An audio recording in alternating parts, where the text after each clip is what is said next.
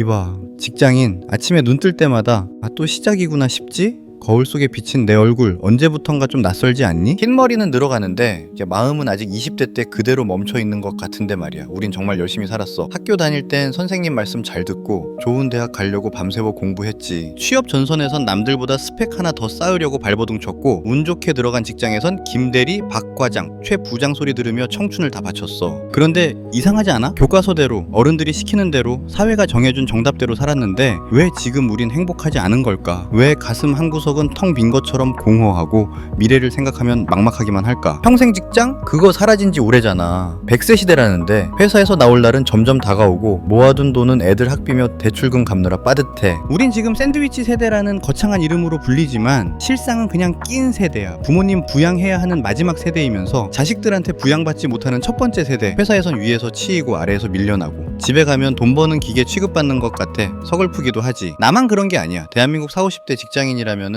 누구나 겪는 아주 지독한 성장통 같은 거야. 하지만 그거 알아? 이 터널의 끝이 보이지 않는 건 내가 노력이 부족해서가 아니야. 내가 걷고 있는 그 지도가 잘못되었기 때문이야. 오늘은 그 낡은 지도를 찢어버리고 새로운 나침반을 손에 쥐는 이야기를 해보려고 해. 은퇴라는 단어 뒤에 숨은 공포를 걷어내고 진짜 내 삶을 개척한 사람들의 이야기. 그 중심에 하와이 대저택이라 불리는 남자 이강욱이 있어. 하와이 대저택, 지금은 유튜브 구독자 90만 명 이상을 거느린 인플루언서이자 베스트셀러 작가, 경제적 자유를 이룬 자산가로 불리지만 불과 몇 년 전만 해도 그는 우리와 똑같은 직장인이었어. 그것도 남들이 다 부러워하는 신의 직장, 공기업의 인사팀장이자 홍보팀장이었지. 생각해봐, 공기업 팀장이라니 정년 보장되지, 월급 꼬박꼬박 나오지, 사회적 지위도 있지, 누가 봐도 성공한 인생 아냐? 그런데 그는 그때를 회상하며 이렇게 말해. 메일이 번아웃이었다고. 겉보기엔 번듯한 명함을 가지고 있었지만 속으로는 영혼을 팔아서 월급이랑 바꾸는 삶을 살았던 거야. 상명하복의 조직 문화 속에서 자신의 욕망은 억누르고 오직 회사의 부속품으로 기능해야 했으니까. 우리도 그렇잖아. 김 부장님 대단하십니다 소리 들으면서도 화장실 거울 보며 한숨 쉬는 날들. 이강욱에게도 그런 날들이 계속됐어. 그는 성실했어. 너무 성실해서 문제였지. 회사 일에 자신의 모든 에너지를 쏟아붓는 동안 정작 자신은 서서히 말라가고 있었던 거야. 그러다 그에게 결정적인 위기가 닥쳐. 이대로는 안 되겠다. 나도 경제적 자유를 얻어보자 싶어서 생애 처음으로 부동산 투자에 뛰어들었는데 덜컥 사기를 당한 거야. 자그마치 1억 원. 평범한 직장인에게 1억은 피와 땀, 아니 생명 그 자체잖아. 빚더미에 앉게 된 그는 절망했어. 내가 뭘 잘못했지? 난 그저 열심히 살았을 뿐인데.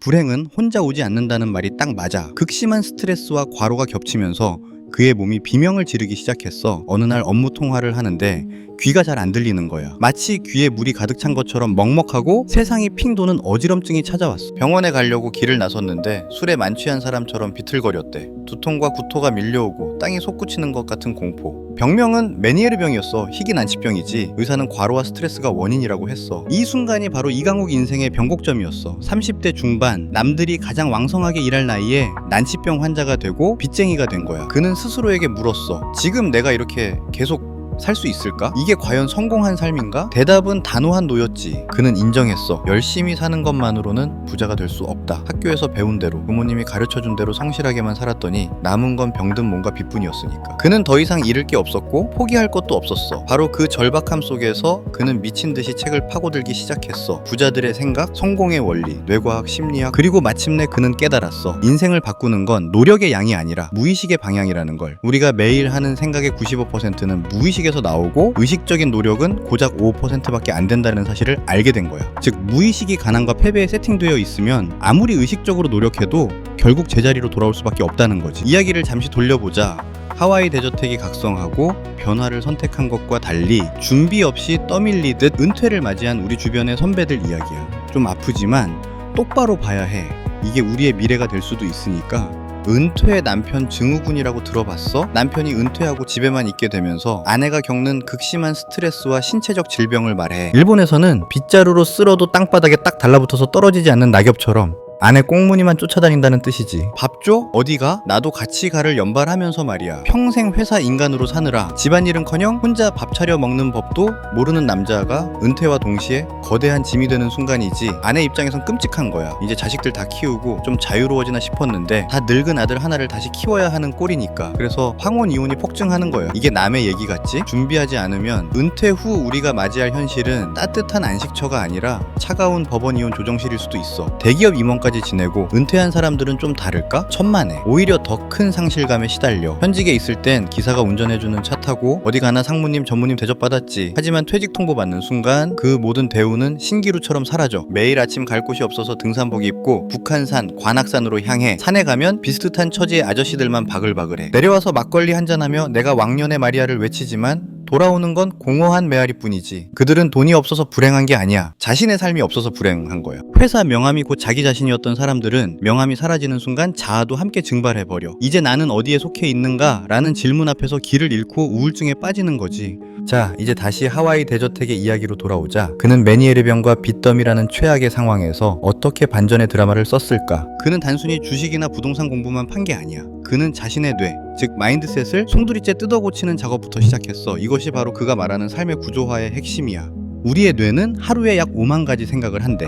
그런데 충격적인 건 그중 대부분이 부정적인 생각이거나 어제 했던 쓸데없는 걱정의 반복이라는 거야. 하와이 대저택은 이 생각의 습관을 바꾸지 않으면 인생이 절대 바뀌지 않는다는 걸 간파했어. 그는 이렇게 말해. 성공하고 싶다면, 부자가 되고 싶다면 너의 무의식을 그 목표에 맞게 세팅해라. 의식적인 노력 5%로 무의식 95%를 이기려고 하지 마라.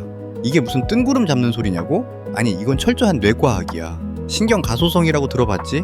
우리 뇌는 죽을 때까지 변할 수 있어. 이강욱은 사기당하고 아픈 자신을 피해자로 인식하는 대신 이미 성공한 자산가의 정체성을 뇌에 심기로 했어. 현실은 시궁창이지만 머릿속에서는 이미 하와이의 대저택에 살고 있는 자신을 생생하게 그려낸 거지. 그가 사용한 가장 강력한 도구는 바로 100일간 100번 쓰기였어. 원하는 목표를 아주 구체적인 한 문장으로 만들어서 100일 동안 매일 100번씩 손으로 쓰는 거야. 왜 쓰냐고. 눈으로 보고 손으로 쓰고 입으로 중얼거리는 동안 우리 뇌의 여러 감각이 동시에 자극돼.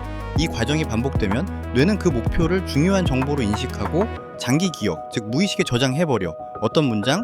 나는 몇 년도까지 순자산 50억을 달성하고 경제적 자유를 얻어 가족과 행복하게 산다. 처럼 명확하고 완료형 문장이어야 해. 하와이 대저택은 이 단순해 보이는 방법을 통해 자신의 무의식을 개조했어. 처음엔 이게 될까? 의심도 들었겠지. 하지만 쓰다 보면은 어느 순간 뇌가 그 목표를 현실로 받아들이기 시작해. 그러면 좀 신기하게도 예전엔 보이지 않던 기회들이 보이고 하지 않던 행동을 하게 되는 거야. 하와이 대저택의 하루는 전날 밤부터 시작돼. 그는 잠들기 전 내일 일어날 좋은 일들을 상상하고 감사하는 마음으로 잠자리에 들어.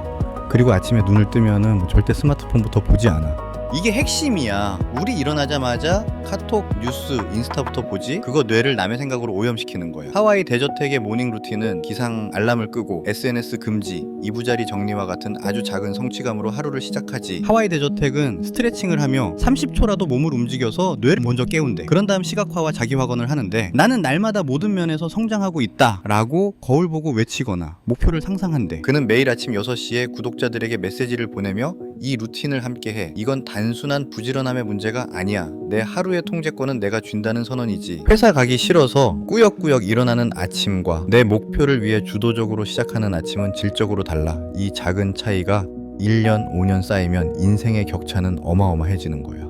하와이 대저택이 강조하는 또 하나의 개념은 불편의 달이야. 변화하고 싶다고? 그럼 당연히 불편해야지. 익숙한 게으름, 익숙한 가난, 익숙한 회사 생활에서 벗어나려면은 낯설고 힘든 과정을 거쳐야 해. 은퇴 준비, 재테크 공부, 새벽 기상 다 힘들지. 근데 지금 그 불편함을 감수하지 않으면 나중엔 가난과 후회라는 훨씬 더 큰 고통을 감당해야 해. 하와이 대저택은 퇴사 후의 불안감, 남들의 시선, 당장의 수입 감소 같은 불편함을 기꺼이 껴안았어. 그 불편함이 바로 원하는 삶으로 건너가는 달이라는 걸 알았으니까. 그는 40대, 50대 직장인들에게 말해. 안전한 항구에 머물러 있는 배는 썩는다. 파도가 치는 바다로 나아가라. 자, 이제 우리 차례야. 구체적으로 준비하고 구조를 짜야 해. 무턱대고 사표 던지면 지옥이다. 회사라는 우산이 있을 때 비를 피할 집을 지어야 해. 회사에서 배우고 회사 인맥을 내 자산으로 만들어. 하와이 대저택처럼 100일 쓰기나 미라클 모닝 같은 나만의 의식을 만들어. 난 뭘 해도 되는 놈이다로 무의식을 바꿔놔야 해. 월급 외에 10만 원이라도 들어오는 구멍을 만들어봐. 배당주든 스마트 스토어든 블로그 수익이든 구체적인 목표 금액을 정해. 막연히 많으면 좋지는 목표가 아니야. 회사 동료? 냉정하게 말해서 퇴사하면 90%는 남이야. 진짜 내 편, 내 가족, 그리고 은퇴 후에도 함께 성장할 수 있는 커뮤니티를 찾아야 해.